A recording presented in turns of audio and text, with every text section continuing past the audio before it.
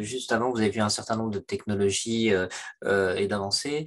Ce qu'on va essayer de regarder là dans ce symposium, on l'a plutôt construit aussi pour se poser plutôt la question des caractéristiques de ces technologies, parce qu'en fait, ça a été montré tout à l'heure, il y a un certain nombre de technologies existantes et très souvent, la question qu'on se pose, c'est d'essayer d'associer ces technologies, et on l'a vu dans un certain nombre de méthodologies tout à l'heure, la plupart que ce soit Salvatore ou Charline ou François et Thibaut ont montré que finalement c'est pas un cycle, enfin c'est des cycles même, ça prend du temps et c'est des cycles qui nécessitent des allers-retours et des allers-retours avec plusieurs disciplines. Donc très souvent, la question qui se pose, c'est d'évaluer, trouver des moyens d'évaluer ça et d'évaluer ces cycles-là et de prendre en compte le plus possible le retour des usagers et les différentes considérations. Et les usagers, c'est vraiment avec un S au sens des personnes concernées. On a vu tout à l'heure, il y a vraiment les utilisateurs finaux, par exemple les enfants, mais il y a aussi, on a parlé tout à l'heure d'orthophonistes, d'ergothérapeutes, de médecins et orthoptistes. Donc il y a énormément d'usagers ou de personnes concernées d'une manière ou d'une autre. Et donc la question qu'on se pose, c'est souvent celle de l'usage. Et ça, c'est central, ça a été un peu dit ce matin au LILAB, donc c'est le Living and Learning Lab de neurodéveloppement que je coordonne, et on va vous présenter un certain nombre notamment de travaux qui sont menés dans le LILAB, pas que, mais un certain nombre, et l'idée, c'est de placer au centre les usagers et pas faire l'inverse et de mettre la technologie au centre, c'est plutôt se dire on a les usagers et ensuite on a des objectifs et donc l'objectif c'est d'évaluer un peu ces caractéristiques. Donc on va essayer de construire un peu le, le symposium comme ce matin, comme la première matinée, on va essayer d'avoir le même succès, c'est-à-dire un temps assez de présentation et un temps de discussion. Donc dans les orateurs, en fait, vous allez surtout avoir des oratrices.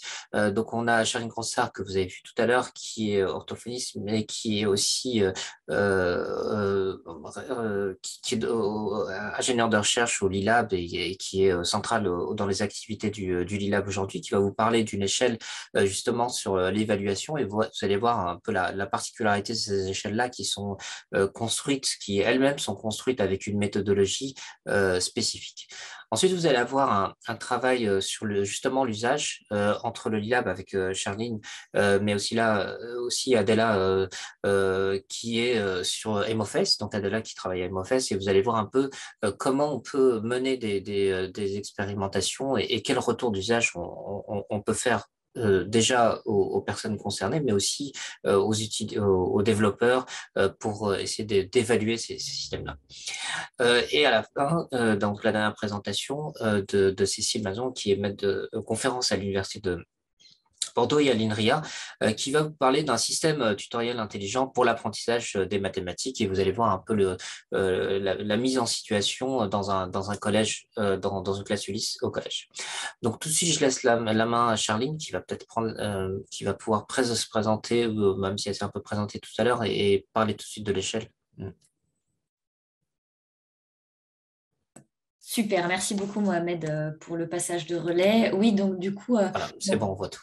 génial, parfait. Donc, je me représente très rapidement avant de démarrer. Donc, je suis orthophoniste et je suis donc actuellement ingénieure de recherche en travaillant avec Mohamed donc sur le LILAB dont a déjà parlé David aussi dans le symposium précédent rapidement.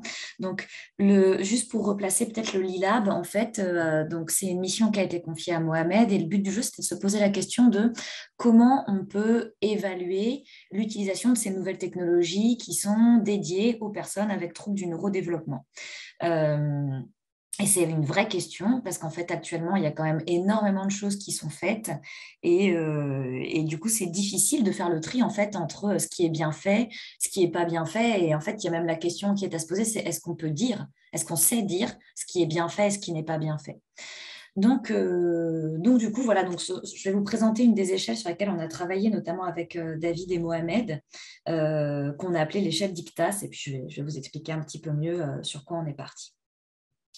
Donc, nous, on s'est intéressé à tout ce qui était technologie de l'information et de la communication. Donc, ces technologies de l'information et de la communication, c'est des supports très, très variés. Donc, c'est-à-dire que vous allez avoir des tablettes, des robots, on en a eu des exemples là, dans le symposium d'avant, mais vous aurez aussi de la réalité virtuelle, des, euh, tout ce qui est sur vidéo. En fait, à partir du moment où c'est sur écran, on peut dire que c'est des technologies de l'information et de la communication. Donc, du coup, ça donne une pléthore de supports qui est vraiment très très large, qui fait que déjà, c'est très difficile d'aborder ce domaine, parce que du coup, on a des fonctionnements, des fonctionnalités qui sont très différentes. En plus de ça, ces technologies de l'information et de la communication, elles ont quand même des objectifs très distincts. C'est-à-dire qu'on va s'occuper aussi bien de l'autonomie, par exemple, avec tout ce qui est communication alternative augmentée, mise en place de séquentiels, etc. Vous allez aussi avoir tout ce qui a trait aux apprentissages. Et dans les apprentissages, on en a vu des exemples, mais vous pouvez avoir donc des apprentissages scolaires, mais ça peut être aussi des apprentissages plus de comportements sociaux. D'ailleurs, en parlant de comportement, il y a aussi pas mal de technologies qui ont comme objectif de la régulation du comportement en fait, des personnes. Et donc, du coup, depuis 15-20 ans, en fait, il y a tellement de possibilités offertes par ces supports-là que depuis 15-20 ans, on se dit vraiment que leur utilisation auprès des troubles du neurodéveloppement, c'est peut-être une bonne idée. Et du coup, il y a eu des tas de choses qui ont été faites. Et du coup, c'est là que donc, le LILAB est apparu donc, avec la stratégie nationale 2018-2022. Et donc, le LILAB, ce qui lui a été donné comme objectif, c'est d'évaluer ces nouvelles technologies. Alors, au début, c'était assez large les possibilités qu'on avait. C'était évaluer les nouvelles technologies dans le champ des troubles du neurodéveloppement. Donc, du coup, nous, on a décidé de s'intéresser aux nouvelles technologies qui étaient directement adressées aux personnes avec troubles du neurodéveloppement, c'est-à-dire toutes les nouvelles technos utilisées par les personnes directement. Donc, on a laissé de côté toutes les technologies qui servaient uniquement à, par exemple, faire de la récupération de données ou alors toutes les technologies qui servaient à mettre en lien les différents acteurs. Voilà, puisque tout ça, ce n'est pas directement adressé aux personnes avec troubles du neurodéveloppement. Donc déjà, nous, on a fait ce choix-là de se dire, bon, bah, déjà, si on regarde uniquement ce qui est proposé aux personnes avec troubles du neurodéveloppement, qu'est-ce qu'on a finalement comme type de technologie et qu'est-ce qu'on a en fait comme moyen pour les évaluer. Donc nous, ça a commencé d'abord comme ça. Et donc, on a commencé d'abord par une revue de la littérature hyper large, sur laquelle on est encore en train de travailler d'ailleurs. L'idée, c'était en fait de répertorier toutes les technologies de l'information et de la communication qui étaient utilisées dans le champ des troubles du neurodéveloppement. Et du coup, donc, on a fait le tour de cette littérature, on est toujours en train de la faire parce qu'on n'arrive jamais au bout finalement de cette littérature-là, mais on repère deux choses. Déjà, on repère qu'il y a deux axes vraiment sur qu'on peut évaluer en fait quand on travaille sur ce type de support. D'un côté, c'est le design. Alors le design, c'est réducteur. C'est le design et l'usage et les conditions d'usage en fait. Donc c'est comment on utilise cette nouvelle technologie, par qui elle est utilisée, dans quelles conditions elle est utilisée et quelles sont les conditions d'interaction entre la personne et l'outil en tant que tel. Donc là, vous voyez, on est vraiment, en fait, on se pose vraiment la question, c'est ce que disait Mohamed, de l'usage, c'est-à-dire quel est l'usage que la personne fait de cet outil-là. Donc ça, c'est une part, avec aussi une part de qu'est-ce qui sous-tend que l'usage est fait d'une certaine façon plutôt que d'une autre, c'est-à-dire quelles sont les caractéristiques de ces nouvelles technologies qui font qu'elles sont utilisées d'une façon plutôt que d'une autre. Donc, c'est là typiquement qu'on va parler plutôt de game design et de choses de ce type-là, c'est-à-dire qu'est-ce qu'on doit mettre dans une nouvelle technologie pour qu'elle soit adaptée aux personnes et au public visé. Et puis l'autre grand axe, évidemment, c'est l'efficacité. Est-ce que ces technologies-là, elles sont efficaces? Et en fait, il y a un gros... En fait, c'est drôle parce que l'efficacité, c'est la première question qui s'est posée en recherche, parce qu'on est dans un domaine qui est plutôt un domaine médical, et donc du coup, il y a vraiment une question est-ce qu'on arrive à rééduquer, à améliorer les compétences des personnes? Et en fait, on se rend compte là dans la littérature qu'on est d'abord parti sur l'efficacité et qu'en fait, on s'est rendu compte qu'on avait beaucoup de mal à évaluer l'efficacité, que c'était très compliqué, qu'on avait des résultats très disparates d'une étude à l'autre. Et du coup, c'est posé la question de mais pourquoi? Et c'est là qu'on voit que finalement, ces derniers temps, on s'intéresse de plus en plus au design, en fait, et à l'usage, parce que finalement, selon l'usage qu'on fait de l'outil, bah, la mesure de l'efficacité, évidemment, elle diffère. Et vous vous doutez bien que si on utilise un jeu 3 fois par semaine, ce n'est pas la même chose que si on l'utilise 3 fois par mois. Donc, forcément, l'usage impacte en fait l'efficacité.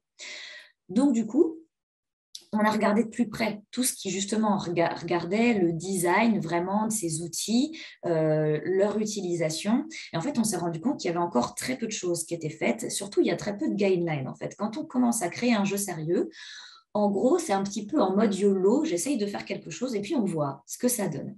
Quand il y a des propositions en fait, de design à suivre pour être particulièrement adapté aux personnes avec troubles du neurodéveloppement, en fait, on est très vite ennuyé parce que souvent, ils sont trop spécifiques. C'est-à-dire qu'ils sont trop spécifiques, soit parce qu'ils s'intéressent à un objectif en particulier, donc, ça va être, je veux travailler les compétences sociales, ou je veux travailler le vocabulaire, ou je veux travailler… Donc, du coup, on se retrouve avec un design qui est tellement spécifique à un objectif qu'en fait, on a du mal à le répliquer sur les autres technologies. Et on vient de voir que des technologies, il y en avait plein de différentes avec des objectifs très différents. Donc, c'est très compliqué, du coup, de l'utiliser à grande échelle. Et puis, autre chose, c'est que des fois, c'est très spécifique sur un trouble du neurodéveloppement en particulier. Donc, c'est spécifique pour les personnes avec TSA, spécifique pour le TDAH, spécifique pour la dyslexie. Sauf que finalement, on se retrouve un peu ennuyé par cette façon de voir les choses, tout simplement parce que les troubles du neurodéveloppement, il y a des comorbidités très importantes et donc en fait, c'est très difficile de s'adresser à une pathologie en particulier. On le voit très bien en clinique, on a très rarement des patients qui ont un profil hyper pur, sans comorbidité associée. Donc, en fait, finalement, ces guidelines, elles sont intéressantes, c'est un bon point de départ, mais elles restent insuffisantes, en fait, pour l'instant. Et puis, en fait, elles ne répondent pas vraiment à la question quelles sont les caractéristiques, une question qui était posée par Hollis en 2017, qui était quelles sont les caractéristiques actives en fait, des nouvelles technologies. C'est-à-dire, qu'est-ce qui fait que ces nouvelles technos, ça marche? Qu'est-ce qui fait que ces nouvelles technos, on a envie de les utiliser, etc. Donc, du coup, on s'est dit, il faudrait qu'on ait une échelle qui nous permette de répondre à ces questions-là, c'est-à-dire comment on peut… en fait, on s'est rendu compte que ce qui manquait surtout, c'était qu'on n'avait pas un consensus. On n'a pas un consensus d'experts qui dit, oui, en effet, dans les nouvelles technologies, ce qui marche, c'est ça. Et donc, du coup, il existe une méthode qu'on appelle l'étude Delphi. Donc, les Delphi, c'est une étude qui permet d'obtenir justement un consensus d'experts. C'est utilisé dans le domaine médical. Le but du jeu, c'est d'obtenir un consensus et ou un accord. La différence entre consensus et accord, le consensus, c'est quand tous les experts sont d'accord entre eux, mais ils peuvent être d'accord pour être pas d'accord avec ce que vous avez proposé. Obtenir un accord, ça veut dire que les experts trouvent en plus que le contenu de l'échelle, ils sont en adéquation, ils sont d'accord avec ce contenu-là. Donc, il faut obtenir les deux, à la fois un consensus, c'est-à-dire que tous les experts soient d'accord entre eux, mais aussi obtenir un accord avec ce que nous, on propose au sein de l'échelle. Donc, c'est les deux choses qu'on vise dans une étude Delphi. Et donc, c'est quelque chose qui avait déjà été fait dans le domaine des troubles du neurodéveloppement, mais pas sur les nouvelles technologies en particulier. Et donc, c'était vraiment quelque chose qui manquait. Donc, du coup, on s'est dit, super, on peut utiliser cette technique de méthode Delphi. Donc, la méthode Delphi, ce qu'elle a d'intéressant, c'est un principe de round, en fait. On propose un questionnaire, on propose aux experts de répondre à distance, donc pas en groupe. Ça, c'est très intéressant parce que, du coup, chaque expert peut donner réellement son avis sans être influencé par l'avis des autres experts. Donc, du coup, on fait ça. On demande à chaque expert de façon isolée son avis sur, en gros, des phrases, est-ce qu'ils sont d'accord ou pas avec cette assertion-là. Et du coup, on demande l'avis de chaque expert et chaque expert, du coup, note à quel point il est d'accord avec cette assertion. Donc, on le fait en plusieurs rounds jusqu'à ce qu'on obtienne ce fameux consensus et ce fameux accord. Donc, du coup, au début, on a voulu préparer cette échelle. Donc, on a fait une revue de la littérature et ce qu'on a fait, c'est qu'on a gardé 28 études. Et en fait, dedans, ce qu'on a fait, c'est qu'on a gardé toutes les caractéristiques qui étaient mises en avant par ces études. À partir du moment où les caractéristiques, elles apparaissaient dans 3 études différentes, on les gardait dans notre échelle. Donc, du coup, je vais vous les préciser, mais on a gardé des caractéristiques, notamment qui sont des caractéristiques de personnalisation. Il faut que la personne puisse personnaliser le contenu en fait, du jeu, ou alors personnaliser des choses qui ne sont pas de l'ordre du contenu en tant que tel, mais le personnage, etc. On a d'autres choses comme le feedback, par exemple. Il faut pouvoir donner un feedback en temps réel, le principe de récompense pour améliorer la motivation, la modification de la difficulté aussi pour pouvoir s'adapter aux personnes. Euh, Vous avez aussi la possibilité de maîtriser le graphisme et les sons pour pouvoir, euh, par exemple, on pense très bien chez les patients avec TSA, quand il y a trop de son ou trop de bruit, en fait, c'est trop stimulant. Donc, du coup, il faut qu'on puisse avoir la main sur ces choses-là. Il y a, est-ce que ça soutient l'interaction humaine? Alors ça, c'était une caractéristique qui était intéressante, parce que quand on parle de nouvelles technologies, on imagine souvent une personne seule sur son ordinateur, alors qu'en fait, dans une grande partie des études, le soutien à l'interaction humaine, c'était quelque chose d'important. Donc, c'est rentré dans nos caractéristiques. Euh, et puis, vous avez des caractéristiques qui sont aussi de l'ordre de l'adaptation. Donc, est-ce que les consignes sont claires? Est-ce qu'on peut facilement suivre le déroulé du jeu et le comprendre facilement? Et puis, on en a ajouté un 13e encore, parce que là, c'est vrai que c'est une caractéristique en fait, qu'on voit beaucoup dans les robots, c'est à quel point les personnes ont confiance en la technologie. Alors, on la voit beaucoup dans les robots, on la voit étonnamment peu sur les autres types de techno, alors que pourtant, nous, ça nous a semblé essentiel. Et donc, du coup, on s'est autorisé à rajouter cette catégorie-là. Donc voilà, donc on a trouvé toutes ces différentes caractéristiques, on en a fait une échelle et on s'est dit maintenant comment on fait pour que notre échelle elle soit facilement adaptable aux technologies de l'information et de la communication. Et donc en fait, quand on a regardé ce qu'il existait dans les technologies de l'information et de la communication, on s'est rendu compte qu'il existait vraiment 4 grands types de technologies. Donc vous avez les serious games dont on a beaucoup parlé ce matin, les robots évidemment, la modélisation vidéo, qu'on connaît un petit peu moins, mais qui est très utilisée quand on travaille sur de l'autonomie, c'est tout simplement le fait de faire des séquences en vidéo d'une tâche que la personne doit effectuer. Et du coup, la personne apprend, grâce à ces séquences vidéo, à réaliser cette tâche. La séquence vidéo est plus ou moins découpée, plus ou moins aidante. Et puis la dernière, c'est les communications alternatives et augmentées, donc tout ce qui est utilisation de pictogrammes sur tablette, mais ça peut prendre encore d'autres formes, pour soutenir en fait la communication des personnes. Donc, du coup, on s'est dit, bon, bah super, et ben, on va prendre ces 12 caractéristiques et ce qu'on va faire, c'est qu'on va proposer des exemples pour chacune de ces caractéristiques dans chacun des grands types de nouvelles technologies. Et du coup, ça nous a donné ce que vous voyez là à droite sur le côté. Donc, vous voyez, par exemple, la première caractéristique, c'était la possibilité de customiser, oui, ça doit marcher en français aussi, de customiser l'interface. Et vous avez ensuite des possibilités. Donc, vous avez la façon dont on imagine qu'on coderait cette caractéristique-là. Donc, on est resté sur une cotation très simple. 0, elle n'est pas du tout présente. 1, c'est partiellement présent. Et puis 2, oui, on peut complètement customiser. Et on a donné des exemples pour chacune des 4 grandes technologies qu'on avait retrouvées. Donc, les serious games, les robots, les AAC, c'est communication alternative augmentée, et le vidéo modeling. Ça, c'est la façon dont on a imaginé l'échelle au début. Ensuite, on a regroupé 12 experts. On avait en fait 3 experts pour chaque type de nouvelle technologie.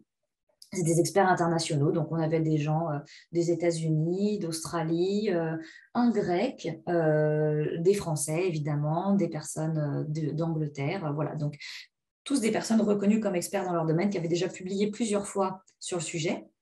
Et en fait, ce qu'on leur a proposé, c'était d'évaluer chacun des items et de donner à chacun de ces items 2 notes. Une note plutôt générale, donc c'est-à-dire qu'on leur montrait la totalité en fait de l'échelle avec les différents exemples pour tous les types de technologies. On leur demandait, selon vous, est-ce que cet item-là est pertinent pour toutes les technologies confondues? On leur demandait leur avis sur une échelle de 1 à 9. Et puis ensuite, on leur demandait leur avis spécifique sur leur technologie de prédilection. Donc là, vous avez un exemple en dessous ici, par exemple pour la communication alternative et augmentée. D'ailleurs, il y a écrit robot, mais c'est une erreur de ma part. Pardon, non, c'est robot, je dis n'importe quoi. Donc sur les robots, vous avez un exemple ici. Donc si une personne est spécialiste des robots, d'ailleurs Salvo fait partie des experts, elle doit dire, bah, à mon avis, vu l'utilisation du robot, oui, je pense que les exemples que vous avez donnés sont vraiment spécifiques au robot et correspondent bien et sont pertinents pour l'évaluation de cette nouvelle technologie. Donc, on se retrouvait à chaque fois avec 2 notes.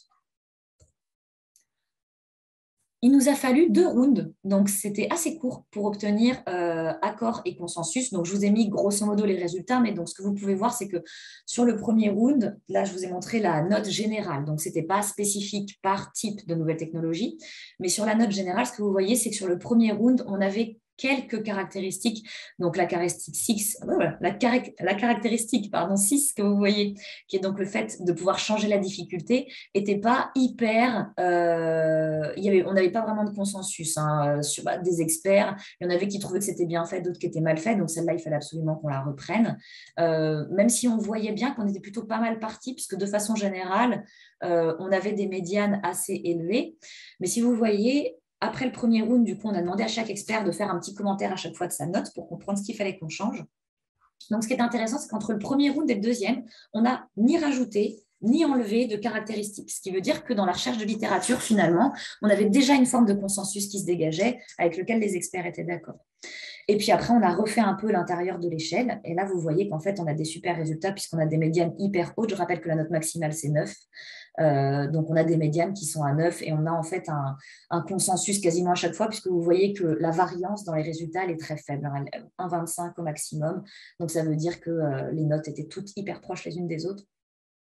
Et donc, le pourcentage d'agreement, en fait, le pourcentage d'accord, on le calculait en regardant le nombre de notes comprises entre 7 et 9. Et donc, vous voyez qu'en fait, la plupart des notes sont entre 7 et 9. Donc, on était hyper contents. Les petites modifications qu'on a fait entre le round 1 et le round 2, en fait, c'était des choses qui étaient mal précisées, des difficultés au niveau de la terminologie. Donc là, c'était hyper intéressant d'avoir des experts qui venaient de domaines différents. Et puis des exemples qui n'étaient pas très clairs et du coup qu'on a repris. Ça, c'est pour chacune des technologies de l'information et de la communication, donc robots, sales game, communication interactive augmentée, vidéo modeling. Donc là, c'était plus difficile, évidemment, on n'avait que 3 experts de faire des statistiques, mais donc en gros, ce qu'on a voulu regarder, c'était est-ce qu'on avait en gros un accord. Là, on n'a pas pu vraiment évaluer le consensus, mais en tout cas, on a pu évaluer l'accord. Et donc, vous voyez qu'en fait, là, sur le deuxième round, on a des notes médianes qui sont quasiment tout le temps à 9 pour chacune un tout petit peu en dessous pour les robots qui sont à 7. Mais comme on considérait que l'accord était entre 7 et 9, on était OK. On avait atteint un accord pour chacune des nouvelles technologies. Donc, ce qui veut dire que tous les experts étaient OK pour les caractéristiques qu'on avait imaginées pour les technologies. Voilà, donc du coup, vous avez un exemple ici d'à quoi ça ressemble vraiment, là, le format final de cette grille. Donc, elle est actuellement en anglais. On l'a traduit en français juste pour les Serious Games pour une étude du coup qu'on a essayé sur un jeu sérieux dont on va vous parler après. Donc, je ne vais pas vous présenter le jeu spécifiquement, mais nous, ce qu'on a fait, c'est qu'on a utilisé cette échelle avec 16 cotateurs. Donc, on a pris des cotateurs très différents, enseignants, orthophonistes, éducateurs. Et en fait, ces cotateurs, ce qu'ils avaient fait, c'est qu'ils avaient utilisé le jeu pendant 2 mois. Et à la fin de l'utilisation du jeu pendant 2 mois, on leur a demandé d'essayer l'échelle et de coter, en fait, les différentes caractéristiques. Donc, on est encore en train de se poser la question de comment on va statistiquement calculer si on arrive à avoir un accord entre les cotateurs. On pense qu'il est pas très bon, mais plutôt bon actuellement. Donc, ce qui veut dire que ça a l'air, en tout cas pour les jeux sérieux, grosso modo, de fonctionner. Ce qui est sûr, c'est que ce qui est remonté de cette utilisation sur le terrain, c'est que c'est un outil qui est facile d'utilisation. Pourquoi ? Parce qu'il est très court. Il n'y a que 13 items. Donc, 13 items, ça se remplit vraiment très, très vite. Il n'y a pas besoin d'être un expert, en fait, de ces nouvelles technologies pour pouvoir y répondre. Donc, les enseignants, les éducateurs, ils nous ont posé aucune question, ils n'ont eu aucune difficulté à remplir l'échelle. Parce qu'en fait, on a mis des exemples. Et du coup, les exemples, ça permet tout de suite de se rendre compte, OK, est-ce qu'on est ou pas bien, est-ce qu'on répond ou pas à la question qui a été posée. Donc, du coup, je pense que le système d'exemple est vraiment intéressant dans ce type d'échelle. Et puis, du coup, on peut avoir pas mal de professionnels qui peuvent l'utiliser, en fait. La seule nécessité, c'est d'avoir réellement testé l'outil. C'est la seule limite, là, actuellement, vraiment, dans l'utilisation même de l'échelle, c'est que si on n'a pas testé l'outil, on ne peut pas juste lire un descriptif et la remplir comme ça. Donc là, pour l'instant, il faut avoir réellement testé l'outil. Donc là, ce qui nous reste encore à faire, c'est vraiment d'obtenir ce consensus sur les caractéristiques des nouvelles technologies. Donc là, je vous ai présenté ce qu'on avait fait là sur une étude sur un jeu sérieux. Donc c'était surtout pour voir que c'était possible et que c'était utilisable par des gens qui ne connaissaient pas l'échelle. Ça, effectivement, c'est le cas. Nous, on est en train de l'utiliser en cotant le design à partir de cette échelle sur un grand nombre d'articles issus de la littérature et puis on va faire des accords interjuges pour voir si on est d'accord sur ces cotations. Donc du coup, il y a encore toute une validation à poursuivre, mais c'est plutôt encourageant pour la suite. Voilà, je vous remercie pour votre attention. Merci, merci Charline.